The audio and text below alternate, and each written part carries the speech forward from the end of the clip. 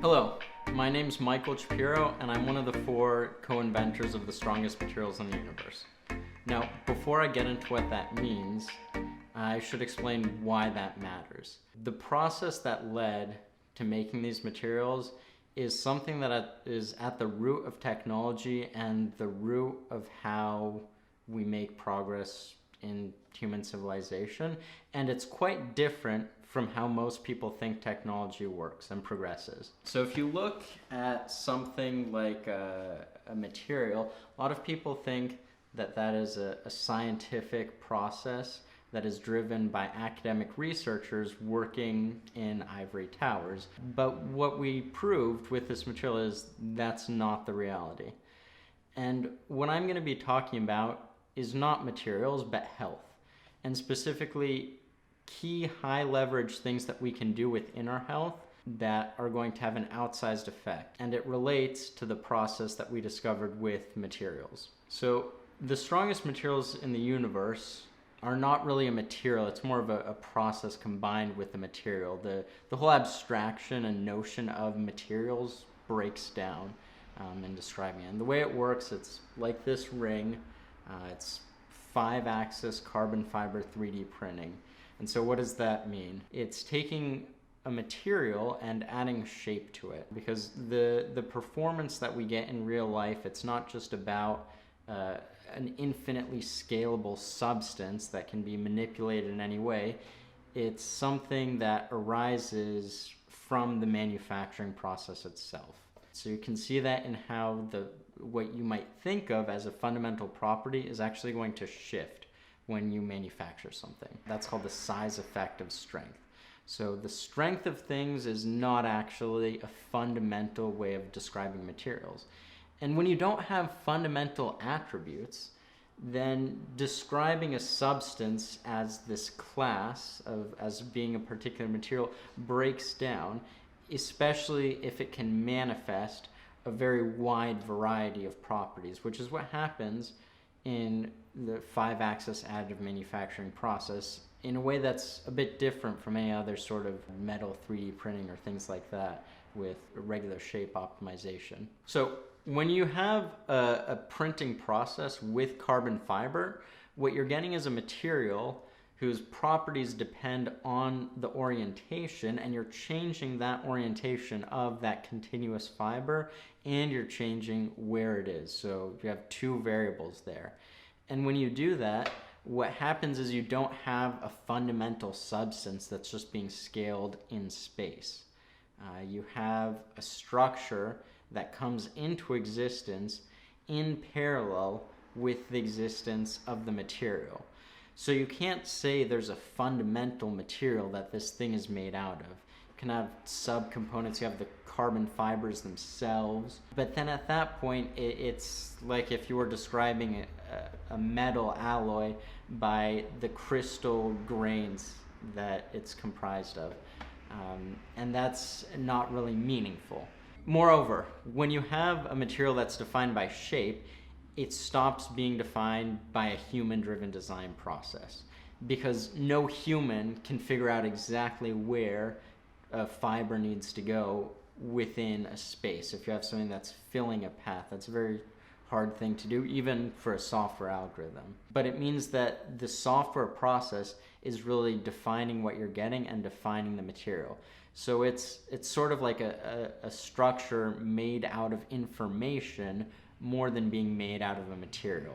So the whole notion of materials collapses because of this. And it's been useful to have it, and we still have matter. That's what physicists work with. But material is now sort of broken, and you can still use it if you want, just know it's obsolete. It's not going to cause any major catastrophes that I know of if you keep using it. Why am I talking about materials if I'm actually going to be talking about health and human performance, happiness, and so forth? And it's because there's a lot of misconceptions about, as I was saying, how technology progresses. So let's consider how this came about, these strongest materials in the universe. And I say strongest materials in the universe because, so if you take this idea of structures or matter that's built out of information, then the closest thing to a material that you have left, you can sort of then compare it to anything else. And if you compare it to, let's say, a shape optimized titanium or aluminum component, you can get things that are way lighter. And so the way carbon fiber was traditionally used is as a sheet layup process. So it's really great if you want to make something like the hull of an airplane. You have a lot of complex metal parts on the inside, which actually can end up being most of your weight. It's not so much that you can then make those other parts out of carbon fiber, it's you can make it out of this 5-axis continuous carbon fiber 3D printing process, which is not just lighter than metal, but it's far lighter than carbon fiber. So if you're going from a sheet metal to a carbon fiber, you get maybe a 10 to 30% weight reduction. But if you go from a metal part to a 5-axis continuous carbon fiber 3D printed part, then you're going to get somewhere between a 50 to 90% weight reduction, which is huge, because if you're saving 90%, that means you're using only a tenth of the material. That is a lot more than saving 50%. So what is the connection between health and materials? The fundamental idea is that we are still able to make large advances by making shifts at a high level, that we don't need to go to really low level molecular or atomic technology. And in fact, the reality is that those things are not very effective, or at least not yet, and not for a while. So if you asked a regular person what's going to be the next uber material, and which, materials actually don't progress that much. It's usually big changes in processes, such as being able to make steel, being able to make aluminum. It's not the little iterations. So people might imagine that somewhere there's some academic in a lab and they're going to come out with something that's way stronger than anything else. But the reality is that we know more or less how strength works and what the fundamental principles are determining the strength of materials. So we can actually retrospectively ask, if you were to design the strongest materials in the universe, what would that be? And this is also why I say universe and not just in existence or in the world. And this is what I call a topological composite. And so it's this idea that performance is driven by shape and sort of what you might call your underlying performance. And that's also more clear once you break down the abstraction of materials. And when you look at it that way, then it's quite obvious that your strongest material is always going to be something that has very high flexibility in shape for your shape angle. And on the material angle, the fundamental thing with that is you have whatever it is you're making something out of, but it's the size. Things that are smaller are stronger.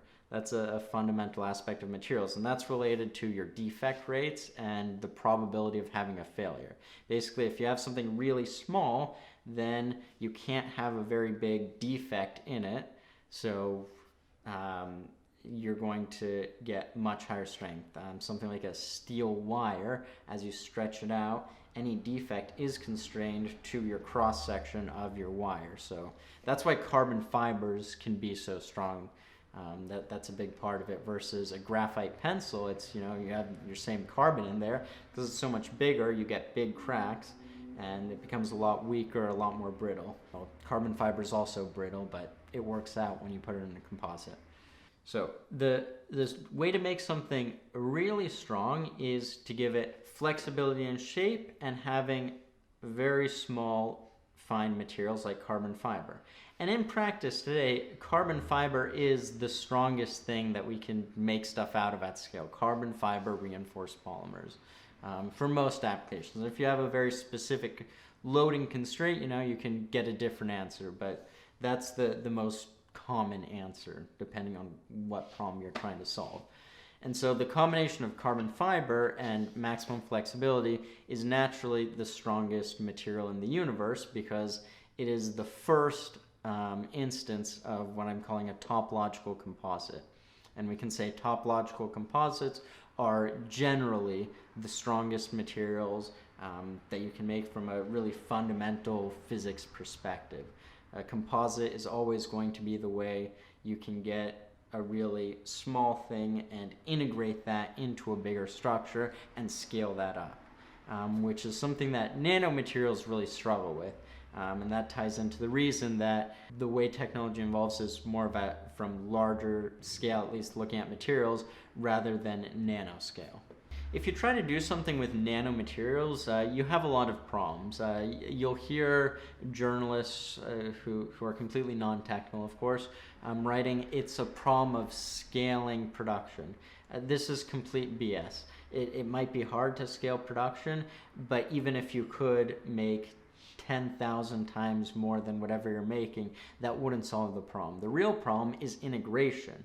People talk about nanomaterials as if they were materials in the way you think about them in a normal sense. You can pick them up and do something with them, but you can't. In reality, if you get a nanomaterial, whatever nanomaterial you're talking about, carbon nanotubes, graphene, those are some of the hot ones, you get that if you buy a bit, and you can buy it online now. You get it either as a powder or it's going to be suspended in water.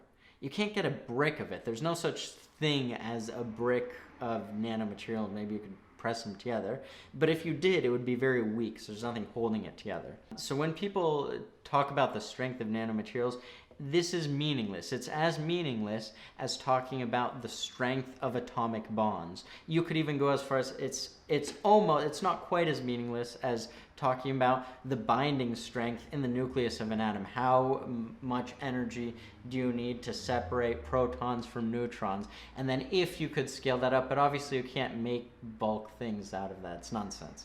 And you have a similar limitation with nanomaterials, which is you need to integrate them into a physical thing that can transfer mechanical loads to that fiber. So the way a carbon fiber composite works is you typically put it in a polymer, and that polymer is not that strong, but the strength between the matrix, your polymer, and your fibers is just strong enough that with the sliding forces, the shear strength, that can add up over a distance so that in your cross section you can actually hold up the full strength of that fiber. And so you can't really do that effectively with a nanomaterial.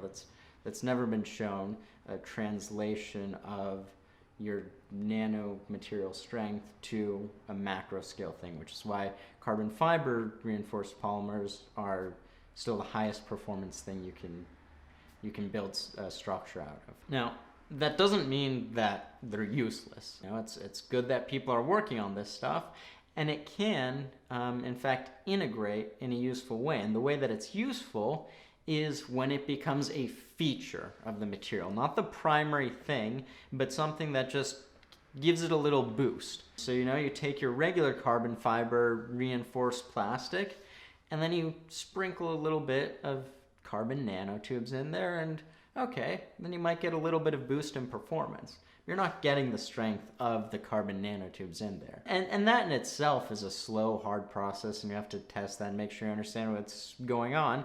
But eventually, that's how those things get adapted. But it's not really fundamentally shifting anything.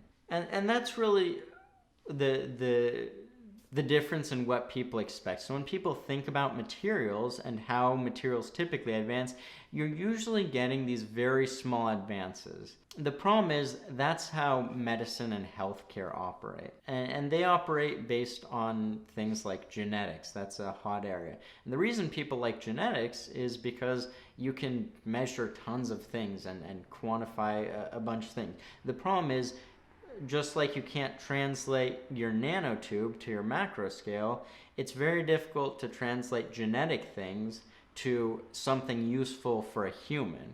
And that's something called the curse of dimensionality, which is as you start getting more and more variables, the way those things can combine and interact in unpredictable ways, it completely explodes. And it doesn't matter how powerful your computer is.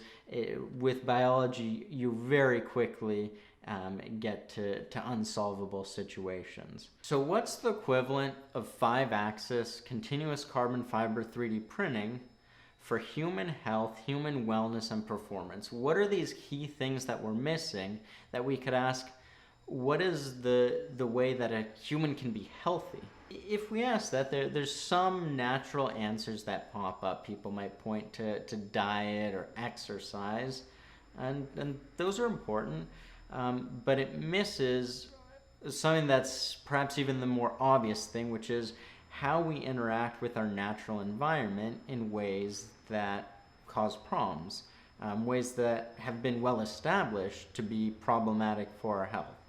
And specifically, we can look at variation and different signals. So exercise is a mechanical signal, a stressor, to which our body adapts. But our body responds to other things too that people are just starting to get interested in now, such as light. So with lighting, some people are aware that getting a lot of bright light at night is going to disrupt sleep. The thing people don't always realize is that not getting enough light during the day is also going to cause a lot of problems, and in fact it makes you more sensitive to the effects of light at night. So you can look at this any way you want, whether it's just higher rates of breast cancer, depression, mortality. And then if you look at sunlight in general, a lot of people are scared of sunlight, but the reality is lack of sunlight is positively correlated with all-causes mortality. So if you want to die, then you should avoid the sun. If you don't want to die, you need to be getting sunlight. But obviously that's not a very practical proposition in modern society. We live and operate out of buildings. And so I don't want to abandon technology. I love technology, it's great. But we have some technical debt to it, some problems that we have left unresolved from our technology that now, in fact, we can address without much difficulty, but we have to understand what the problems are to fix them. So for starters, if we look at how bright our environments are, because of how the eye works, you can see on a logarithmic scale. So you can see a huge number of orders of magnitude of brightness, and inside a building, you're typically seeing about 100x less light than you would if you're just standing outside on a sunny day. So that's the first issue. And of course, there's UV light and infrared light, and you're not getting either of those if you're inside. So that drops down to 0. And those both have critical biological functions. Some other things are, of course, temperature variability. We're not getting heat. We're not getting cold. It's hard to know exactly what the order of magnitude is in terms of the relative impact of each of those, but it's pretty clear that by having all those things not in place, we worsen our health. And so the problem with how healthcare tries to operate is it's trying to fix the harmful effects of things like lack of sunlight and all these lifestyle things. And so if you're looking at what happens genetically because of the other thing, that's not very useful. It makes slow progress, but you're never really going to be able to overturn what's happening looking at a molecular level. It's much easier and much more effective to just fix the high level things. We know how lights work. We know how temperature works. Now, of course, most of the lights we have are absolutely terrible, and I'll get into things like that now. But it's in fact very easy to fix these things, which is why I'm going to. And so most of these videos are going to be explaining different components of sunlight. What does each part of the spectrum do? How do indoor lights work? Why did we get the particular indoor lights that we have? What sort of spectrum do those lights have? Why is that problematic? Why are pretty much all lights very low in terms of color quality? The aesthetic value of lights is not there, and why is that the case? And also why the approach of just like why small iterations to lights are not going to be able to solve these things. That's getting back into the nanomaterial type approach of, can we just tweak this one little thing and then suddenly have everything fixed? And you can't. You need to just start from scratch and say, what does a human need? What sort of dose of different frequencies? And then just actively build around the person for the environment they are in, rather than building the environment and thinking about the fact that a person will be in there. So that's a very different approach. I want to talk a little bit about something I call the scale of technology. And it relates to how we make progress and where should we be focusing our attention. So one thing I mentioned is, now we know it's possible to create the strongest materials in the universe, which is your 5-axis carbon fiber 3D printing. But there are a lot of other approaches that people are taking to advance technology. If you're looking at sort of big things like aerospace, to just stick to one area, you have people building really big planes, for instance. You have your Stratolaunch. And if you don't know what that is, the idea is sort of take 2 planes and glue them together, so to speak, and then have that fly up, and then launch a rocket that is held in between it. So when you're close to the Earth, you have much higher gravitational forces, so you need a lot more energy to launch from the ground.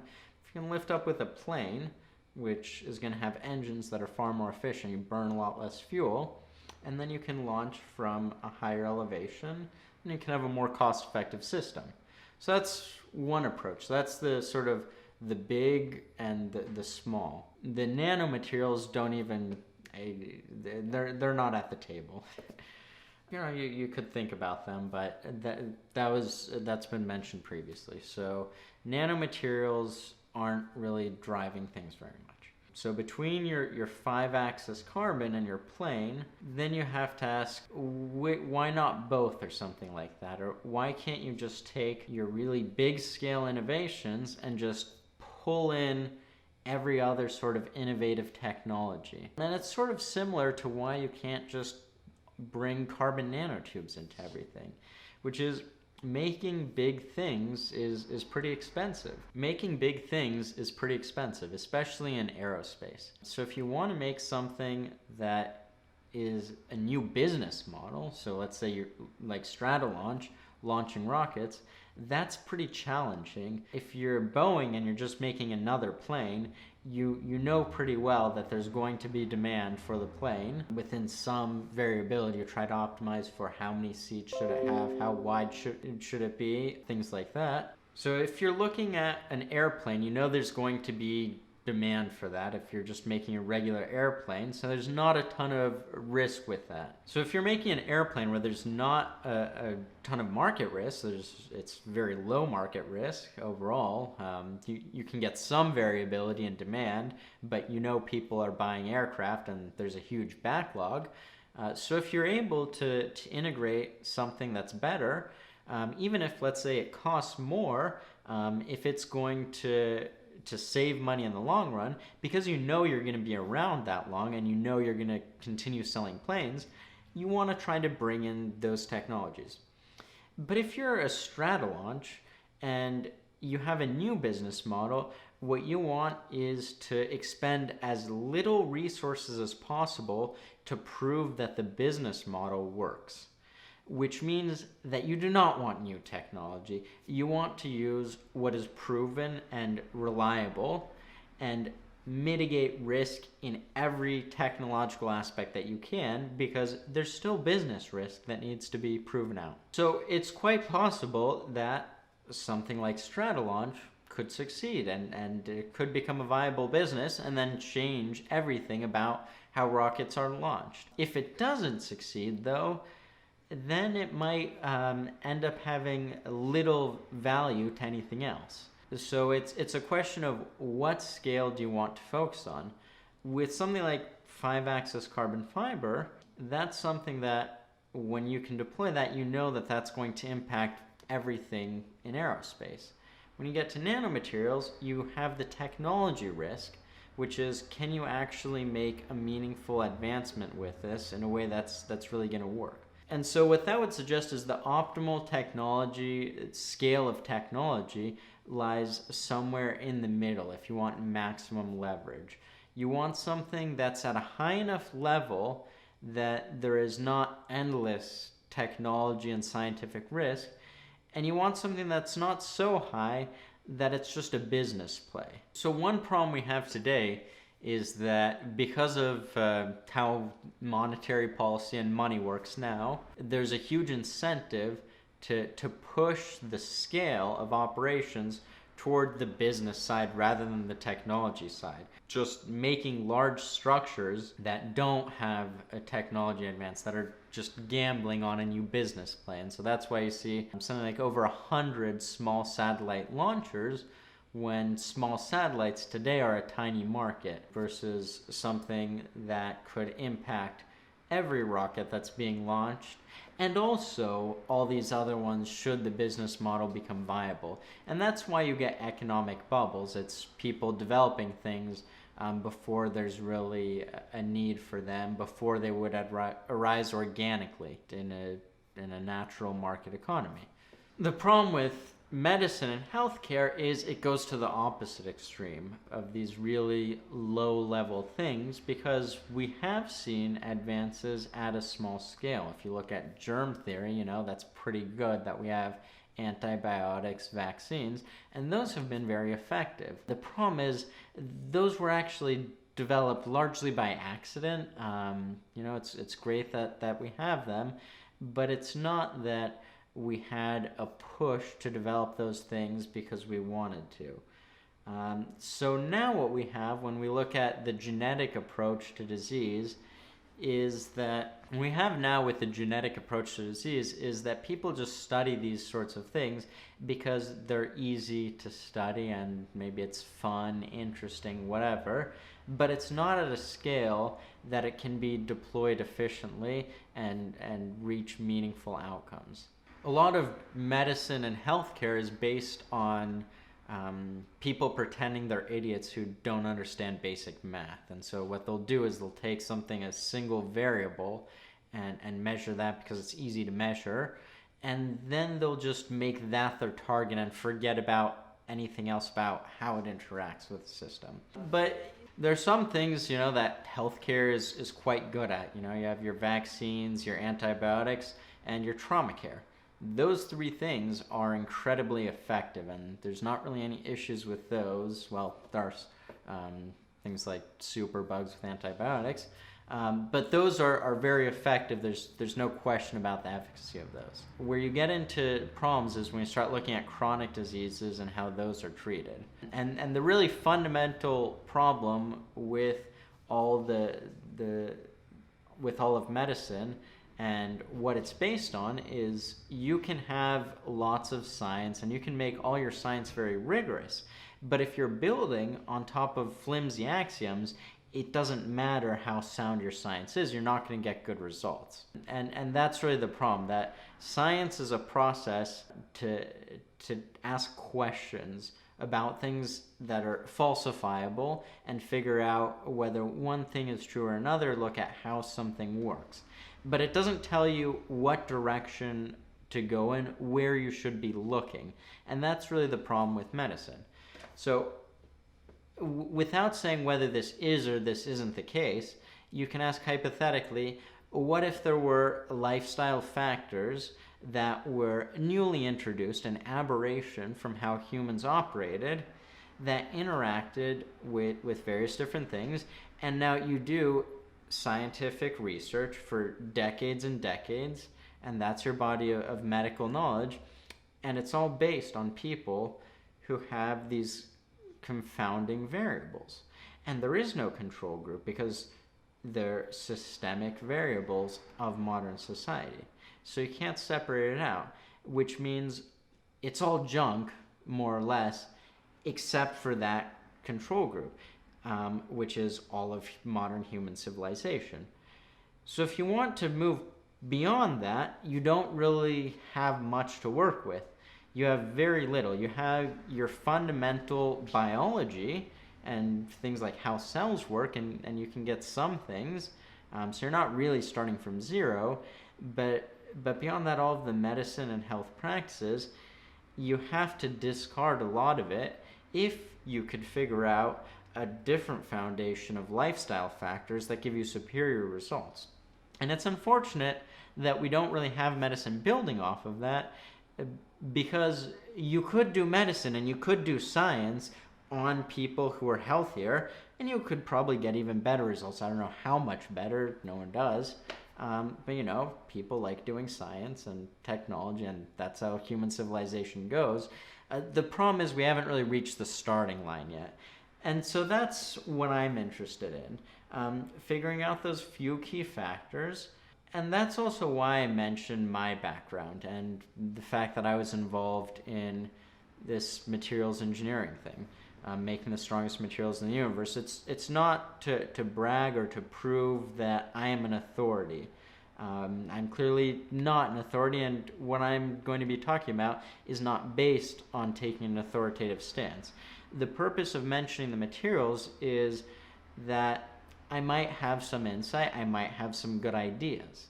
But beyond whether I'm looking in the right direction, everything I speak about is going to be self-contained and sort of self-provable, separate from me. It's just going to be tied to research and numbers, and that's most of what I'm going to be doing. I'm going to be running numbers. I'm going to be looking at things that people say with products and different approaches that people take and saying, how does this compare to sunlight? It's really basic, so there's no need for it to be authoritative. It doesn't matter who I am. Someone else could be saying it. What matters is that these are things that I think are worth saying versus something else like your genetic research with the machine learning that you can get funded by your VCs. I don't think that's really a useful way to get progress. So near-infrared light is a pretty hot topic these days in the biohacking community or the health community.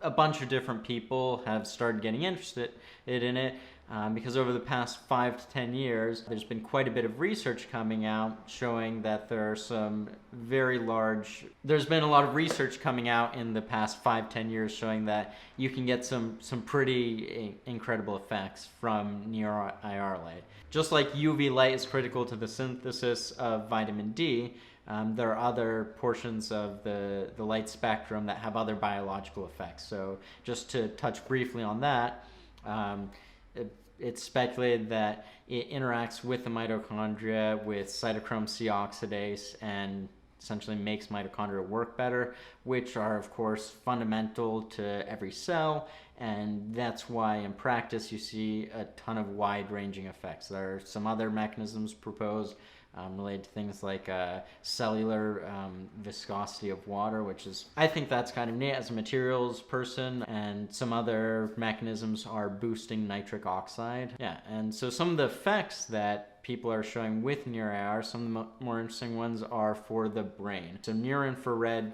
wavelengths will penetrate the skull rather effectively, and they're being used even today to treat any sort of traumatic brain injury, and people are seeing huge outcomes in terms of reducing the damage. Some other areas are with neurodegenerative diseases, potentially even reversing some of those processes. So really good for the brain. Other areas are for the muscles. Some other areas of interest are that it can help with connective tissue, joints, muscles, enhancing effects of exercise, so getting more hypertrophy. There have been a few studies in that. It's been used to treat pain, foot pain, any sort of aches, joint pains. What's really cool is you can see sort of an open wound and applying near infrared light to it, and the wound will actually heal in a much faster time than it naturally would. So it's some sort of cellular healing process that gets accelerated. So it sort of makes sense why it would help with something like strength training, where you're getting, it's part of it, it's a hormonal response, but part of it, it's damage, and then the response to that the body adapts. And near-infrared light is something that you would naturally get from the sunlight if you were outside all day. And then we don't get very much of that because we're indoors all day. So there's a lot of near-infrared light panels. The problem is they're not not very bright, and that's actually kind of fun. No one's actually built a good near-infrared panel from the ground up. The way you get near-infrared light panels today is marijuana grow lights. That's where they all come from. So greenhouse panel lights, and you just switch out the LEDs in them, and there's your near-infrared light. So this is essentially like a drop shipping business. And there's no engineering in it now because it's a pretty new area of research. But a few brands and companies have sort of jumped on board with it and just started importing these, and they'll just slap their own label on it. So that's a pretty easy process. If you look at these panels, it's kind of funny. They don't actually know how to look at things like how much power they're using, how much light they're emitting. The people running these businesses are not engineers, they're just marketers. The biggest brand, for instance, is Joovv. I messaged them. They have a 300 watt, well, they call it a 300 watt panel. You message them and then you can find out the real number, which was 68.5. So the crazy thing about near-infrared light panels is every single manufacturer is lying to you, or almost all of them. And they're not actually doing it intentionally. They just don't know, because they're not technical people, and part of it is the manufacturer that they're getting it from is not giving them the correct specs, and they don't know how to tease those out, because you get these pre-packaged devices that come from grow lights, and no one's actually building or designing their own lights. If you look at Joovv, for instance, we'll just use them as the case study. They're all the same. What varies is the price and the logo, and which one did you ask on Alibaba to get. So with Joovv, for instance, you have what they call their solo panel. It's about 3 feet by about 9 inches. And they call it, or at least they used to call it, a 300 watt panel. I just checked, and I think they might have actually taken that down from their website because they've probably realized that they have just so much misleading stuff. They have to check it a little bit because people are starting to call them out on it. So they say it's a 300 watt panel. The problem is when you ask them about this, and you can figure this out, finally I got a customer service rep over Facebook Messenger to tell me the real answer, which was, I asked, how much power does the thing actually consume from a wall outlet, and they actually didn't give me that. What they gave me was the light radiation, which was 68.5 watts. That's about a quarter of your 300 number. But your input light is always going to be higher than your radiation because you don't ever have anywhere near 100% efficiency. Specifically with near IR LEDs, you typically get somewhere around 50% efficiency. So that 68.5 becomes closer to 140. So 140 is your real number for what the power is, and they call it 300. Why do they do that? It's because that's how the Chinese manufacturers refer to the LEDs. They call them 300 watt rated.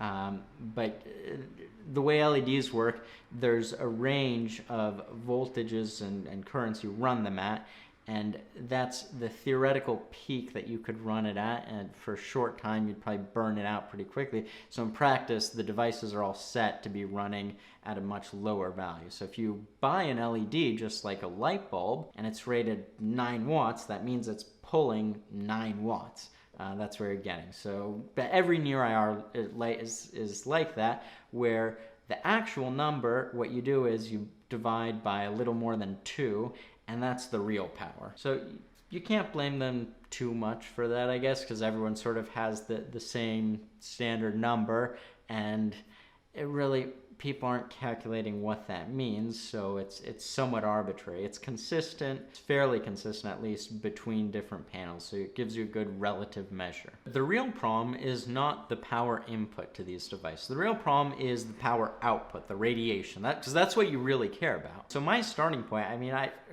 I looked at the panels. They were all so overpriced and ineffective that I just built my own thing and mostly ignored them for a while. You need to look at the the near-infrared radiation coming out of these devices to understand your dosing. How much light is hitting my body? Where is it hitting my body? How much am I getting? And then you can do something like, okay, look at what do the research sites say is a good amount of dosing? How much near-infrared light do I want to get a good response? But beyond the studies, you can say, what does sunlight give me? If I'm outside throughout the day or for a couple hours at the beach, how much near-infrared light am I going to get? And if you had a panel that you find, this is only about 10% of the light I can get by taking a walk outside, you might think twice about paying several $100s or several $1,000s to get that device. And the problem is that compared to sunlight, it's iffy. You know, you can get some, but if you really want something better, the prices just balloon, especially if from some brands. And like I said, they're all the same. So it's pretty foolish, honestly, to get something from other brands. Speaking, just as a side note, I really dislike the way companies like Joovv market themselves. They pretend they built the thing themselves. They insinuate that other people somehow have inferior products when it's all the same stuff from China. And they're really hostile too. They have a patent which is in the process of they don't have a patent. They have a patent application, which is in the process of being rejected. But because they're recognized as sort of the brand leader, they're able to send cease and desist letters to really tiny companies that are trying to do this sort of business too, and scare them into shutting them down by threatening them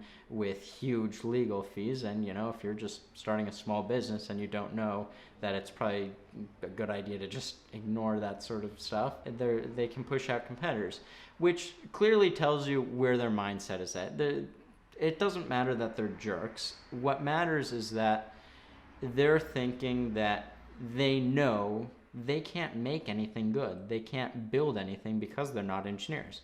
So if they could build something, they would look at growing the market. Instead, they look at a tiny market of, you know, largely gullible people. That's their audience. If you look on their website, they reflect it. They have bullshit like electrostatically coated LEDs.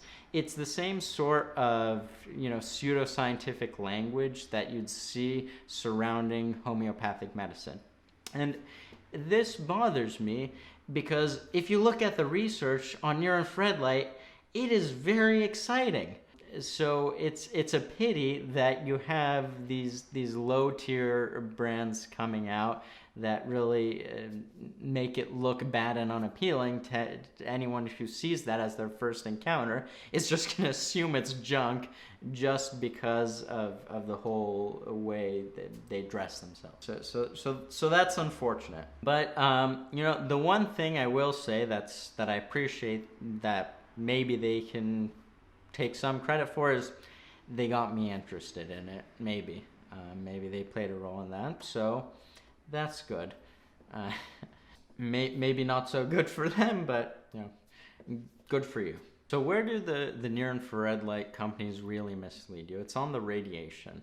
And so if you're looking at how much near-infrared light you're getting, if you look at a food, you would measure that in mass. If you're looking at light, you measure that in energy. And if you're looking at energy, it's how much, when you look at how much energy you're delivering per a certain amount of time, that's your power. So those are two things. It's how much power you're delivering and how much energy you deliver. So if you have something that's low power, you'd need to use it for a long time to get the same total energy. And the way that near-infrared light, the way people think it works, is more or less that it's an accumulative process, as long as the energy is high enough to meet a certain threshold.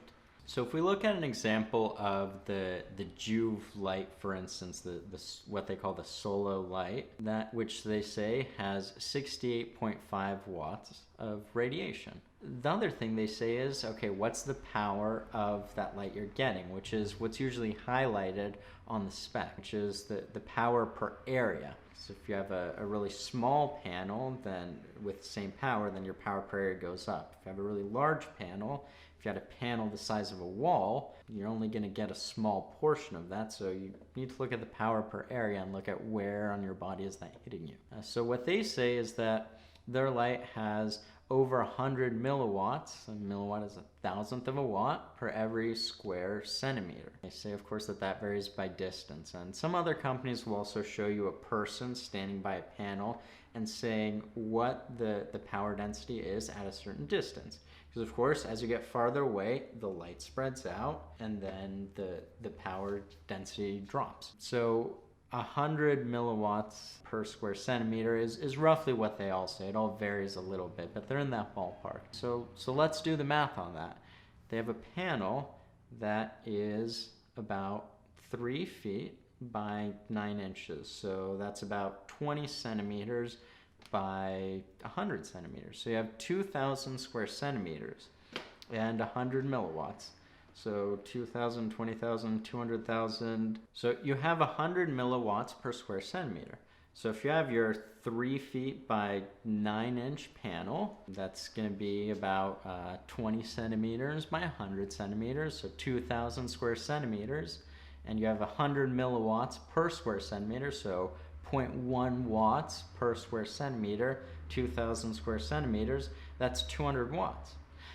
But you've said it was 68.5 watts, which is a lot less. And that 68.5, that's the real number. But based on there, you told you that's the wrong number. That's about 3 times off. So the real number is about 33 milliwatts per centimeter squared, which is quite a bit lower. And that's if the panel is right at your body, which it usually isn't. If you imagine that you had the panel a foot in front of you, the way most people do, in fact, the way they show many photos, then you have light going to the side, light going to the other side, light above you, light below you, and what can you say? Some part of it hits the profile of your body. I think calling it a third would be generous. So from 33 milliwatts per centimeter squared, now you're down to 11 milliwatts per centimeter squared. So we're getting pretty low, and we'll compare all of this to the sun in a bit. But here's the next part, which is how much of that is actually near infrared versus red. It's only half near infrared, and that's how most panels are. One reason for that is your deep red light, so that's 660 nanometers, triggers more of the effects of skin. I've never really cared much for that.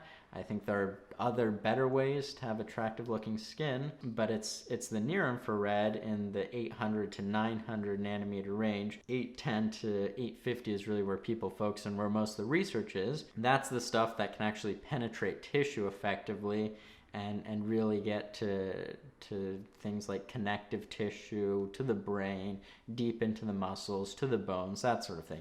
And that's what I really care about. So if you're looking at just your near infrared, now you're down to just over 5 milliwatts per square centimeter, which I don't think is very much. And for me, it's not very interesting as a device. And like I said, all of these panels, Joovv didn't invent these. These are greenhouse panels. They are meant for a tray of vegetables or marijuana sitting underneath them the entire day versus what Joovv describes, which is use it for 10, 30 minutes or something, which obviously it's a bit impractical to have something like that, to be using it all day. And because of the form factor being a panel, it's hard to apply that to the body effectively and really get all of the power of that panel. So with Joovv, they were trying to send the cease and desist about was they were saying the idea of hanging the panel on a door frame. So that's their patent that's getting rejected, it seems. Which it's funny because they have vents in the back, so if you do that, you block the airflow. So not the smartest design. 5 or so milliwatts per square centimeter of your near infrared light from any sort of panel. And so it doesn't really matter how big it is because they all scale roughly to that. So if you get a bigger panel, your power per area stays constant, which means you could cover more of your body potentially, but you still have that low power. So how does that compare to sunlight? You can look at studies on energy, and we'll touch on that too, but I think sunlight is a good reference, because if you're paying for something, you should have it be at least sunlight or something maybe more than that if you want a really concentrated effect. I wanted a really high concentration effect of near-infrared light. So the reason I got into it is I'm a rock climber, and I tear my what's called the A2 pulley in this finger right here. Poor impulse control. I just try climbing really hard and it tears. So just it's not really that painful, but it makes it very hard to pull with it. And then I can't climb for a while. So I want to heal that faster. One of the things actually that the research pointed me toward was nitric oxide, which incidentally is one of the things that near-infrared light upregulates. But I think the mitochondrial aspect plays a larger role. So let's take a look at sunlight. So if you look at what the spectrum of that looks like, and you look at your 800 to 850 nanometer band range, which is being a bit narrow, because if you're just under, just above, you probably still get some effects. In the literature, people sometimes describe it as 800 to 900. This is the range that responds with the cytochrome C oxidase. That's where it has an absorption peak in the mitochondria. And it's also the band that can go through tissue really well. Just like, microwaves can go through food, near IR can go through stuff pretty well too. Sunlight has about, you look at the graph, you have about half your height on the 850 and it's about 1 micrometer wide, so 1,000 nanometers wide, and then it really just drops off in the longer IR bands. And so half and a tenth of your width, we could run the numbers, but it looks like roughly 5%, and we don't need to be exact here. This is just ballpark. So 5% of your sunlight in terms of the percentage of the energy is going to be the near-infrared light. And so what is the energy dosage you can get from sunlight? So if you look at your sunlight, you're getting about 1,000 watts per meter squared. So out of that, then you get 50 watts per meter squared.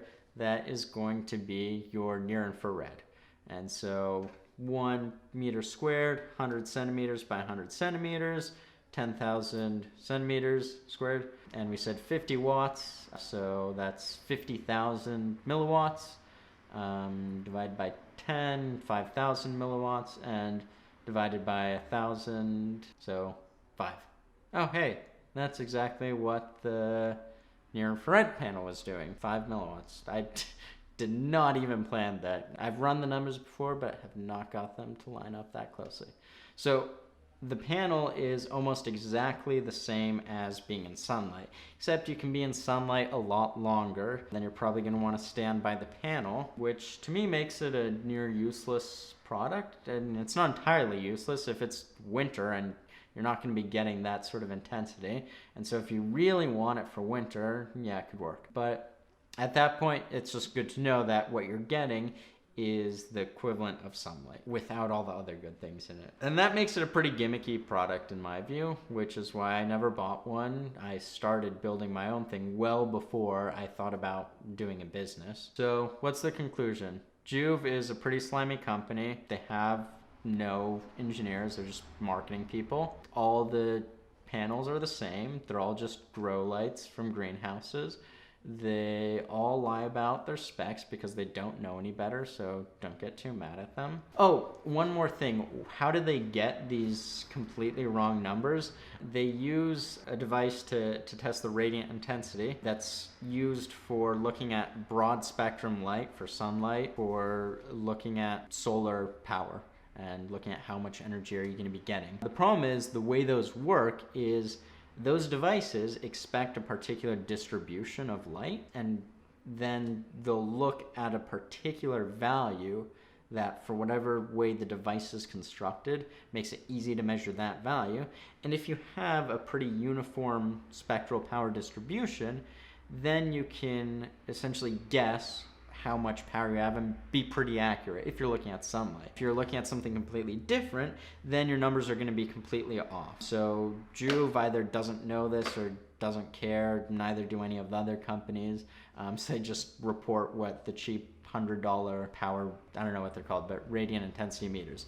If you look at actual lab grade equipment, which I have looked at for lenses at a university, you get stuff that can cost several $1,000s to get accurate spectral testing data, and it's just probably inconvenient to do, and no one's really asking. So that's what happens. I imagine it would be pretty disappointing if I just mentioned how every near-infrared light panel sucks and how there's a lot of promising research and didn't give you a better solution. So I am building something better. And it's pretty similar to the thing I built for myself a year ago, but a much less janky version of that that's going to be convenient for people to use.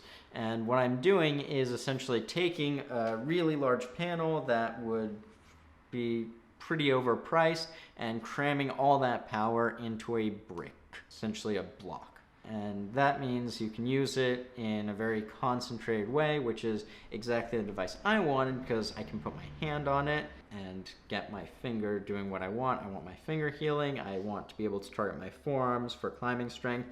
And it'll be a bit heavy and inconvenient to move around, but I don't care. I'm doing a very specific use case, which is hands. So if other people want to use it in other ways, that's their problem. I'll eventually figure out other things. But you can't solve things for everyone. The Air Force actually learned that the hard way. They were designing a seat to fit in a fighter jet, and they took a bunch of measurements, so you have to have very precise fittings. They looked at things like head, shoulders, different things. And then they took the average of these measurements for every single person and designed a seat around this process. And they thought, maybe it'll fit, 2/3 of people if you go with average. It fit exactly 0 people. Yeah. And no one was average. So you can't build for the average. If people figure out other ways to use it, that's great. The way I'm planning on using it, and I'm not giving any advice or recommendation, because this is not a medical device. It's not meant to actually heal anything. It's a wellness device. It's take healthy people and bring them more sunlight. So it's actually not operating on your body. It's operating on the building you're in and operating as a sort of what we could call a chromatic portal. It is transferring light that you would naturally get from the sunlight. It gets processed a bit, plant oil, power plant, and then goes into your house through the LED and then gets re-emitted to you.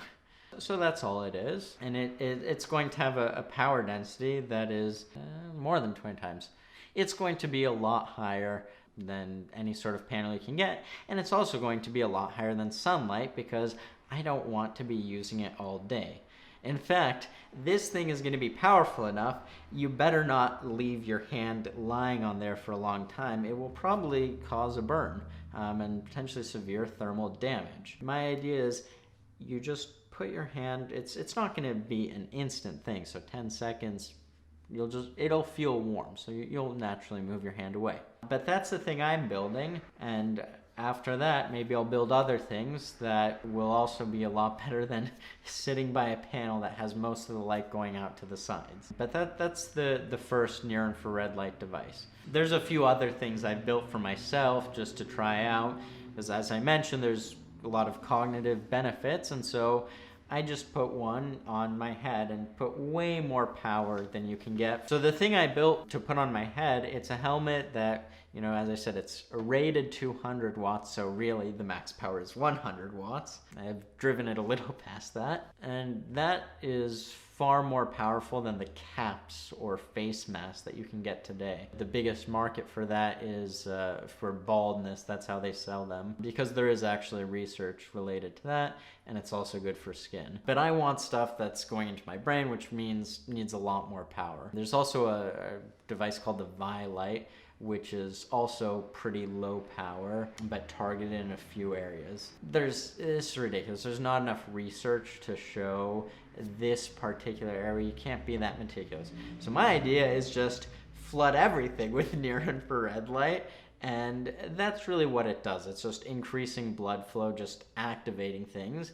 if you're sitting in a cave all day, you slowly die and decay, and that's sort of what a modern building is like. So that's what I'm trying to do, and that's not something I'm going to be releasing anytime soon. Let's talk about indoor lighting in buildings, and things like CRI, Color Rendering Index, which some people mistakenly think is important. It's important that you have high quality light, as CRI doesn't tell you that you do. So let's step back from CRI and look at why most indoor lights suck. So as you're probably aware, a lot of lights and a lot of the trends toward lights now are LED lights, because those are the most energy efficient. There are a few problems with LEDs. First, it's that the way an LED works, that's a white light, is you don't actually have an LED that's a white LED. What we have is something like a blue LED that emits just blue light in a narrow band, and then you have a layer of phosphors on top of it. You have your photons interact with that, and then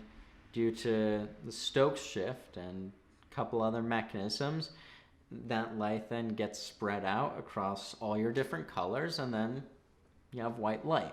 The problem is that process doesn't give you a uniform distribution of wavelengths. So let's talk about indoor lighting. But before we get into that, we need to explain a couple things. What is light and what is color? They're actually not as simple as it sounds. So light is just electromagnetic radiation, and a very narrow spectrum of that is visible light that we can see. It goes from about 400 nanometers on the violet side up to about 700 nanometers on the red side. And that narrow band is everything our eyes can perceive and form images based off of.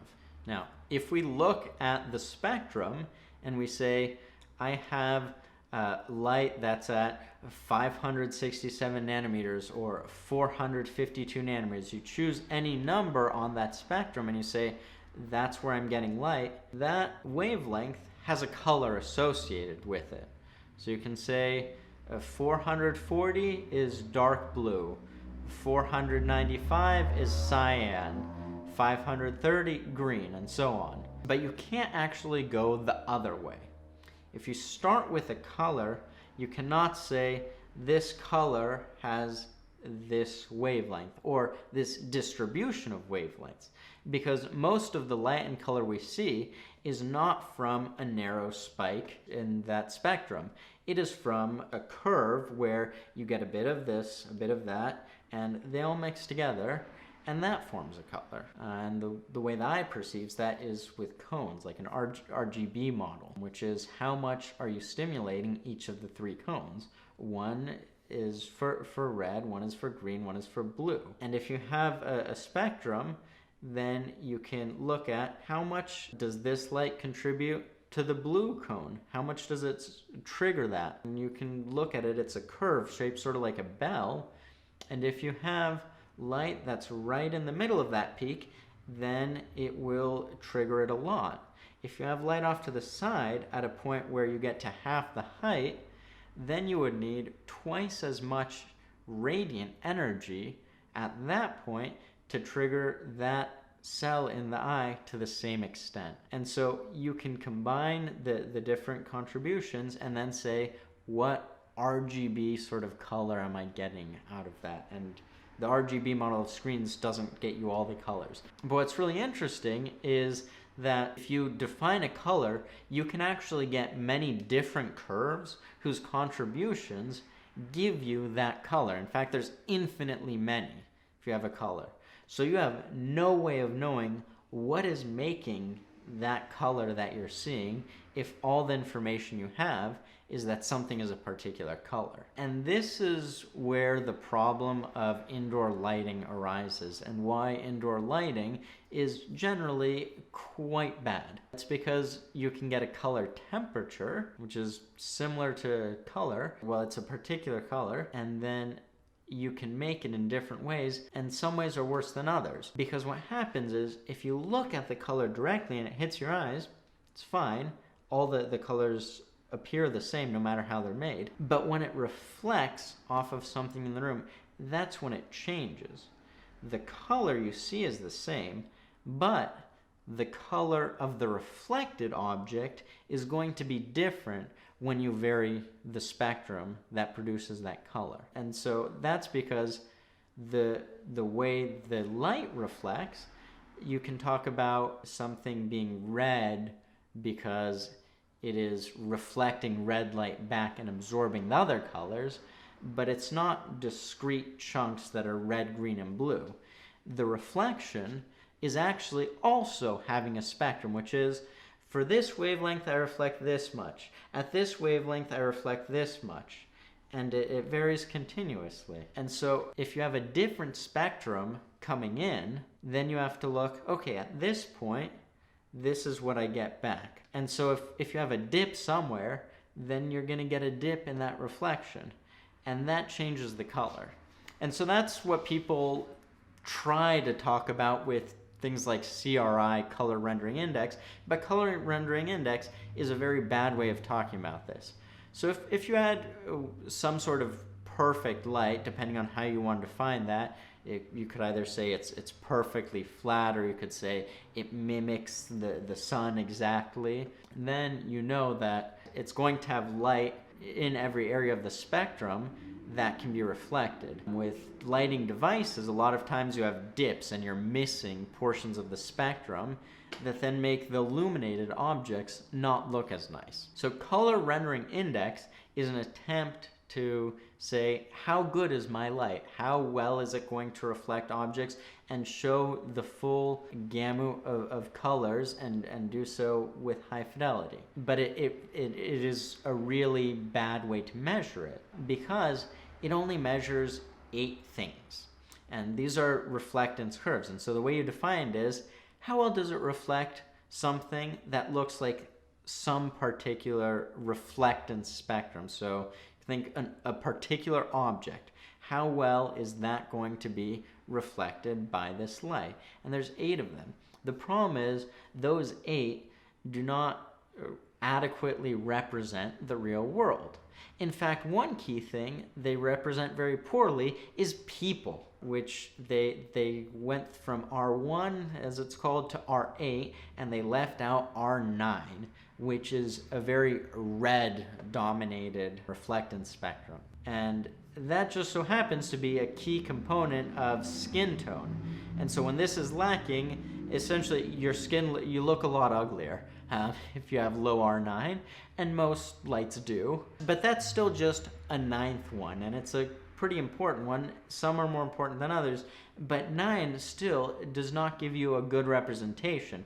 There's no reason that you need so few. And so CRI doesn't actually provide a good measure of, am I going to enjoy what I see under this light or not? Or if I'm photographing something or taking a video under this light, is it going to look good or not? It doesn't tell you that at all. It can be correlated. The problem is, if you have 2 things that you think are high CRI, let's say they're both 95, one could be much better than the other. And especially because so-called high CRI lighting does get into the high 90s, you have a really narrow band, so there's a lot of noise. And if you look at the spectrums of even something like 95 or even higher, they are lacking in a lot of ways. And that relates to how LEDs work. So LEDs actually, when you get white light, it's not that it's directly emitting white light. What you have is a blue LED with a layer of phosphors, and those phosphors give you a broad spectrum of wavelengths. The problem is that you get then a big spike in the narrow blue range, and then you get a dip in the sky blue range, which is the range that you really want to be getting. The reason LEDs work this way is because this is the most energy efficient, not because it's the best way. For instance, with the violet LED and phosphors, you can get a much better spectrum that nearly eliminates this gap in the cyan range, but it's slightly less energy efficient. And that's what drives the selection of LEDs, not what looks pleasant. And so there are a few problems with these LEDs from a health perspective, which is that short wavelength blue is exactly what people are scared about for macular degeneration and eye strain. And the cyan gap is exactly the range that you want to be getting to signal wakefulness. So if you don't get bright light, you can become very depressed, and it's pretty unhealthy, and it makes your sleep a lot worse. And one of the mechanisms of that is making you more sensitive to light at night, disrupting your sleep. So if you get a lot of bright light during the day, you're going to be less sensitive to light at night, and then that keeps your circadian rhythms more aligned, which helps you sleep better. You get more melatonin, which has a bunch of healthy effects, and whatever other things we don't know about sleep, although we do know quite a bit in terms of what happens when sleep is disrupted. So you want to be getting the cyan light, or sort of the sky blue light during the day, and we're not getting a lot of that. But all of this is just how indoor lighting works. This is not something that even really matters if you try to fix it, because indoor lighting is about 1% as bright as being outside. So it's really impractical to try to make everything 100x brighter, even if you did have the right spectrum. So that would be really inefficient and costly from an energy, everything perspective. So what is the purpose of indoor lighting? Indoor lighting is meant to illuminate the environment. It is not meant to provide light to a person. And these might seem like things that you could just combine, but you can't. So illumination is based off of getting light to reflect. And so a light bulb starts at a point or a small area or a bar, and then has that light bounce everywhere and then bounce toward you. And so you can see everything. So it's bright enough that you can see reasonably well, but not any brighter. That's why it can be 100x dimmer than being outside. And so you'd have to increase it by 100x in order to get your reflected light to go to your eyes and be sufficient. And that's really just not practical. But so here's another thing you could do, because if you're trying to get light to hit your eyes, it doesn't matter that it's bouncing off of things. The only thing that matters is light from the source to the eyes. So if you have a point light and you have that shine to the eyes, like a regular light bulb, that is an awful solution, because it is going to be like looking at the headlight of a car across from you when you're driving at night. It's going to have a very high intensity and be unpleasant. But if you take that same light, imagine stretching it across your field of view, you can get the same amount of light hitting your eyes, but because you spread it out, that's what diffusivity is. That it's diffuse, it's just the energy of the light per the area. You can do that a lot more effectively if you have something that is close to you and that is meant to just shine light down to your face. So you can engineer a system around that, which is exactly what I'm developing. A system that gets you light directly to your eyes, and is also a system that gets light directly to your eyes and covers a wide portion of your field of view. You can't do that with a regular sound light. So regular lights for what's called seasonal affective disorder, which is where people become very depressed in the winter from the lack of sunlight. The problem with the whole concept of seasonal affective disorder is that it is just a particular threshold, which says these certain people in the winter, when they don't get enough sunlight, become so depressed and unhealthy, and their sleep becomes terrible, that it rises to the level of clinical depression, and it is. The problem with that concept is that we, unlike with regular depression, which it's hard to say exactly what caused that, so it's hard to solve it, we know exactly what caused it, and it's something that exists in everyone to varying degrees. So it's an arbitrary threshold that it happens to line up with regular clinical depression, but it's an effect that everyone has. So I'm not building a device to treat seasonal affective disorder. I'm building a light that fixes the absence of light. It's called portal because that's what it does. It operates not on you, but on the building you're in. essentially eliminating the effects of the wall and bringing the sunlight. And of course, I phrase things in this way because of the way the FDA regulations work.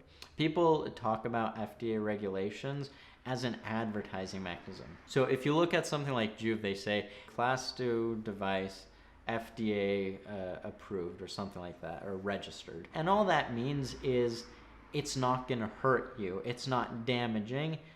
It can mean this is as useless as some other product which was found to not kill people, which is, what the nth near IR panel light, that's true about it. But they use it to pretend that it's some blessing that says this is a very effective light and it works and it does everything that they say it does. It doesn't mean that at all. It doesn't mean there's any scrutiny on the efficacy. It's just that it's not harmful. So with seasonal affective disorder lights, the lights that exist are pretty bad because they have all these problems of indoor lighting. They just use the same LED bulbs. Some even use fluorescent bulbs. But they use these LED bulbs that have the spike in the narrow blue range, which is very unpleasant to look at, and they have a gap in the cyan. So the part of the eye that controls sleep and this wakefulness response, it's actually not any of the cones that form colors, but it has its own spectrum. So that's right sort of in between blue and green and overlapping both, which is right where the cyan gap is. So if you're missing light there, then you're not triggering that very much, and you're just looking at an unpleasant light. The other thing is you have to be looking at the light at a close distance. All of them use misleading specs, 10,000 lux. It was a study from before this cell in the eye had even been discovered, which only happened about 20 years ago. So yes, if you just put enough bright light, if you can hit everything, you'll hit something, you'll hit what needs to be hit. 10,000 lux is not really a meaningful thing because lux is not tied to this cell. So the idea of lux is how many lumens are you getting per square meter? Well, what's a lumen? It doesn't have anything to do with energy. It has to do with luminosity, which is how bright is the thing we're perceiving. And that peaks in the green range, and it drops off rather dramatically in every other direction. So this also impacts your efficiency of LEDs because people talk about luminous efficiency, not radiant efficiency, which means if you are really over-optimizing for that, you'd say, here's my building, all the lights green because I determined this was the most efficient thing. You can see why that might not be so great. So anyway, 10,000 lux, it's not just that you're not getting 10,000 lux if you're not very close to the device, because it's really small, underpowered devices by people who don't really take this seriously. They don't see this as, hey, we can actually really radically improve human health by making something that is actually similar to sunlight. And it's to the point where if you're a hobbyist who can solder a little bit, you can build, weekend projects, something far better than any of the lights available, and people do sometimes. But still, they suffer from not having the right spectrum. And so that's why I'm building a thing that has exclusively light in the cyan range, a little bit lower than that, so right at the sky blue color, which gives you a few things. One, it's off of the luminous curve, which means your perception of it is perceived as less bright, which is less intense for the effect it has, which means you can use it as a higher setting. Researchers showed that if you have just this spectrum of light, you can get the same effect of 10,000 lux white because it's so bad with, I think it was 200 lux, but you have to look at the exact study. But I don't want just 200 lux of this blue light, so I made it so you can get it to be way brighter. So in fact, in terms of this band and the melanopic lux, if you wanted, you could crank this thing up brighter than the sun, but without any of the UV light and without any light in the 400 to 450 nanometer range, which is what people are concerned about for damaging their eyes. And in fact, if you look at what people who are the most worried about that do, which is daytime blue blockers, computer glasses, which in fact are going to worsen your sleep, so they lie about that. If you're using those, then you don't have to use those if you're shining bright light in your face at the right spectrum, because as you shine a bright light in your face, your pupils will contract. So if you have a monitor in front of you and you're worried about the harsh blue light from that, because once again you have the LED, which uses a spectrum which peaks in that blue range, that's your blue pixel, and you're getting a lot of that with the white backlight, then you can reduce that without making your environment even dimmer than it already is. So that's just a few of the ideas behind this thing that I've built. And there's some other aspects that I'll talk about in the production version, which is going to combine some of the aspects of red light, near infrared, and there's actually some really cool interactions that you can get to have even better results. So I want to talk about blue blockers and how it's mostly a scam by market size in terms of the blue blockers people are buying and what they do and what they claim. So most things that are called blue blockers are computer glasses. There's a couple types of lenses. One is a light yellow, and the other is a clear one, which has a slightly reflective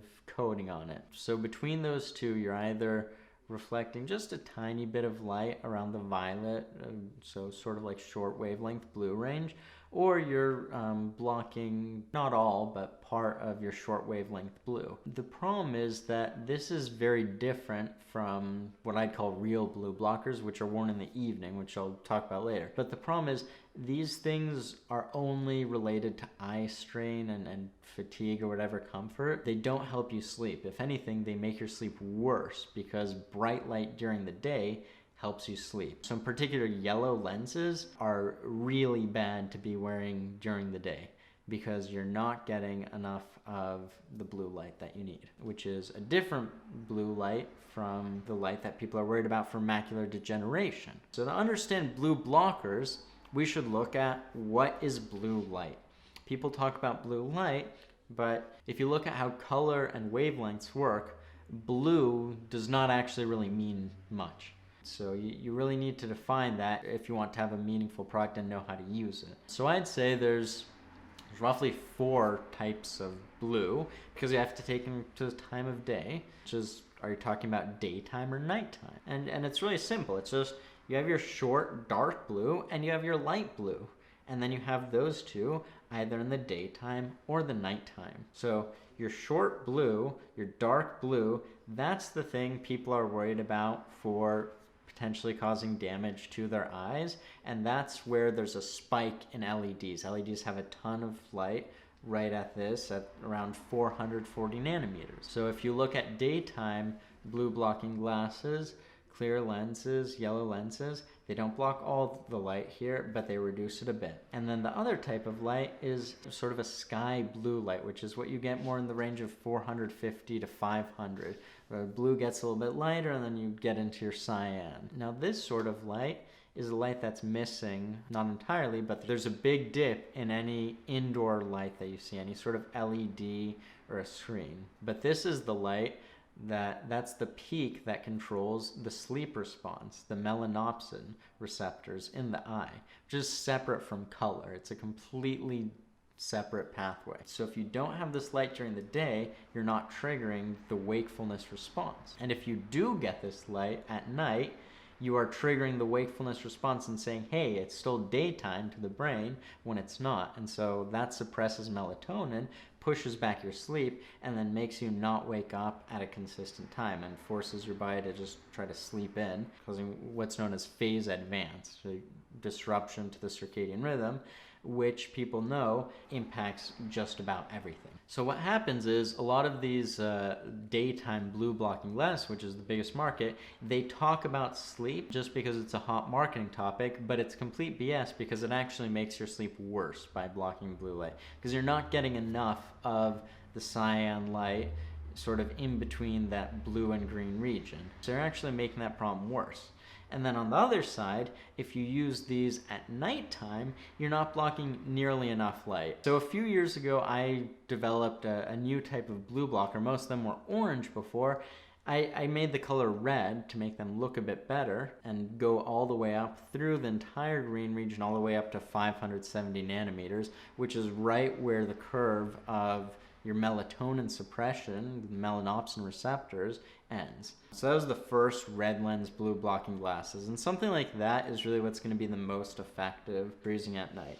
There is a downside to really dark red blue blocking glasses, the ones that actually work and are very effective. A lot of people that make these blue blocking glasses now, they're not designing anything. When I made the original carbon shade glasses, I was taking laser lenses and getting a manufacturer to combine those with the frame. But most blue blockers are just a ready-made product. People just order and they just choose something that looks nice, and they're not doing that, getting the right lens for the style. And then just people will use anything that's slightly orangish, which could have very poor efficacy. And the only way to really know is, well, you can look, does this look dark red? And a lot of them don't. The only way to know is looking at the actual spectral transmission of the lens and looking at what light actually goes through the lens.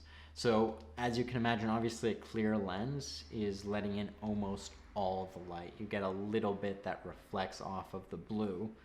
But obviously if you were reflecting all the blue light, it would look really blue, not just like a little bit of glare. So that barely blocks anything. And orange lenses too are letting in a ton of light. So the disadvantage with a red lens that works really well, creating this sort of artificial darkness for the brain, is that it becomes harder to see things because you're only seeing red.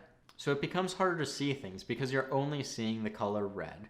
And you're not getting a lot of brightness because green is typically brighter, and you're not seeing a lot of color, which, you know, if you're at a computer or something, trying to watch a movie, you're on your phone, it can be a little bit inconvenient and things are hard to see. So one way that people solve that is by using a lens that's a lot less effective by letting in a ton of green light, which is going to disrupt your sleep. But I figured out another way that you can actually solve this problem to have a compromise that doesn't compromise your sleep as much, which is a pink lens. And so you can't quite tell that they're pink unless you get the color going through. They still look more or less red. It's a very light sort of pinkish hue rather than an orangish hue to the red. You can sort of see what those look like.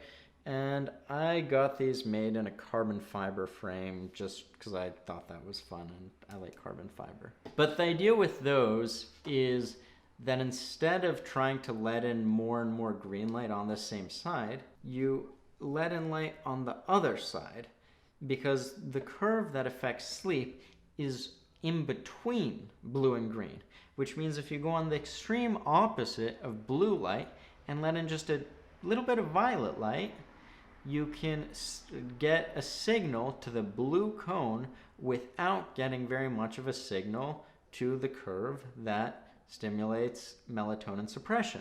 And of course, it's not going to be as effective as dark red, but you get a small drop in how well it works and a huge boost in the range of colors you can see, because suddenly you have combined blue. And so all those combinations make it a lot more enjoyable to watch a movie, watch TV, or whatever you want to do. It's easier to walk around outside at night. I'll wear these at night if I'm going out. And so if you're walking down a dark street, it can be a bit inconvenient. And in fact, these are the only ones in the world like this, and you know, might commercialize them at some point. But right now I'm more focused on generating light, because I think that's a higher impact area to be focused on. So one question people might ask about the portal light is, why is it just this range of blue, the sky blue, to trigger the cell, and why not try to create something that's a pure white? I actually started with a pure white and I didn't like it as much. And I think that the reason is the 400 to 450, that short wavelength blue, that makes things harsher. And so I thought, you know, maybe I should eliminate that and do an RGB system so you can still get something that's white. So one question people might think is, why am I doing this particular range of blue? If I'm saying we need to recreate the natural sunlight type environment, why would I not want to do a white? Beyond just eliminating the 400 to 450, which is the risk, I think it's worth compensating for that, because there's a lot of ambient light has a spike in that region. The idea is, what light is natural? It's not actually sunlight, because you're not staring into the sun when you're outside. So in order to get the spectrum of sunlight, the thing you'd have to be looking at is the sun, which, hopefully you're not doing that. If you're doing that, you're not going to be seeing much of anything very soon. So I looked around one day and I thought, this is completely flawed. You look down, you see the dirt, the ground, this reddish hue. I was looking at what's the reflectance spectrum of granite or dirt. It reflects a lot of red light back. You look at all your foliage, your trees, you get green, and of course you look at the sky and you get blue. So really, no one has a clue what is needed, but sky blue seems like a pretty good bet, and it connects to the thing where we do know the mechanism, which is it's triggering this particular cell. So it's sort of a minimum effective dose type approach of, this is the basic thing, we can add other things in later. And I will be adding other things in later. So the production version is going to have red light. It will have not 620 nanometer red, which is your typical red that you use red LEDs, but it'll be 660 nanometers, the deep red that people use in red light therapy, which also works as being the color red. The nice thing about it is the luminous intensity, how bright it appears, for its radiance is a lot lower than 620, which is of course the reason it's not used for lighting. That's for the purpose of, illumination. But for hitting the face, that's great, because that's the thing people like for how their skin looks and clearing up their skin, and so you're getting that right at your face, which is great. The other thing is, I'll include near infrared light, because why not? It's right there, it's hitting your face, and then it's hitting your head, and then it can enter your brain. And because you are sitting there all day, if you want to turn down the brightness, if at some point it gets a little annoying, you want to put it a little bit lower, you can do that. You can keep the near IR pumped up high, and I haven't built that version quite yet, but it should feel like a very light warmth, pleasant, sort of like being in the sun. A lot less than the sun, but who knows? So a key thing with how all the seasonal affective disorder lights are built, another thing, is they have light that reflects outward, the way light bulbs are built, which is the way you build a light if you're trying to illuminate an environment. But you're not trying to illuminate an environment, you're trying to have light hit your face from a wide field of view.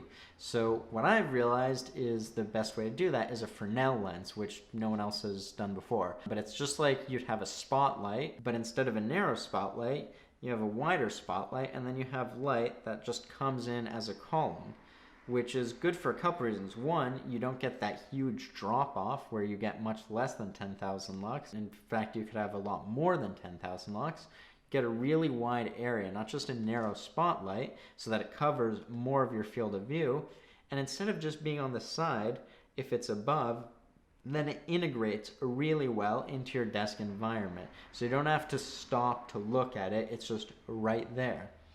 The final thing is, I know from other people and myself using lights in work environments that because other people aren't used to it, and because the light at a distance looks like a narrower point, like a car headlight, and because the other person's pupils are not contracted, it can look very obnoxious to other people, even if the intensity is low. But if you have a Fresnel lens, all the light goes in a straight column, so if you're using it in a work environment, then it's not going to bother people around you. In fact, one really cool thing I'm planning on doing, which I'll just reveal now, is a Vantablack rim around the light. So you'll have any light that just happens to come out will get absorbed really well by that. It's just like I'm not a lighting person, I don't know what it's called, but the housing that you see around spotlights, but just a much nicer version. And that goes great with the Portal name, because you're gonna get this black band that looks blacker than anything you've probably ever seen, and then out of that you have light emanating, and it looks really cool when you have the multicolor thing, by the way. So it's definitely very portal-y. So if you look into the mechanisms that enabled 5-axis continuous carbon fiber 3D printing, It was about the assembly and construction of things in a particular way that was the assembly of the machine that could produce parts in a particular way. And that's how technology really advances, with taking things that sort of exist and recombining them in a particular way. It's not so much driven by really tiny stuff. It's really hard to get something meaningful at scale to come out of that. But because of how there are limitations in how much you can afford to deploy in terms of advanced technology in smaller systems, if you're trying to innovate with the business, it's really hard to have really low-level technology have an impact, which is why it's more of an assembly process. Because if it's not something that can sort of be assembled in a straightforward way from macro components, it's not something that's really going to inherently be scalable. It's sort of, it all happens at once. It's not a scaling up process that happens afterwards. So if you look at something like a Koenigsegg, which is the highest performance production car available now, they even mention, we could make it higher performance, but in some places we have to decide, enough is enough. And so they do that well before you'd get into the level of further sub-optimization where you might get to carbon nanotubes. So that's really why that doesn't pan out. And that's in a Koenigsegg, it doesn't pan out. Thank you for watching. If you found it interesting, please subscribe to the channel, and anytime that a new product is released, anything like that, we'll be creating new videos and showing that more in depth. You can also check out our newsletter where we provide little summaries of research as it comes out related to circadian rhythms, sleep, near-infrared light, so your photobiomodulation, and just any sort of cool, interesting product news, even if it's not something we're building related to sunlight and cold, heat exposure, just sort of those natural health things that you would be getting, you could call it like caveman science. The foundations of performance in materials and aerospace are exactly the same as the foundations of performance in human health. I've built the strongest materials in the universe, and now I'm applying what I learned there to making the highest performance humans possible.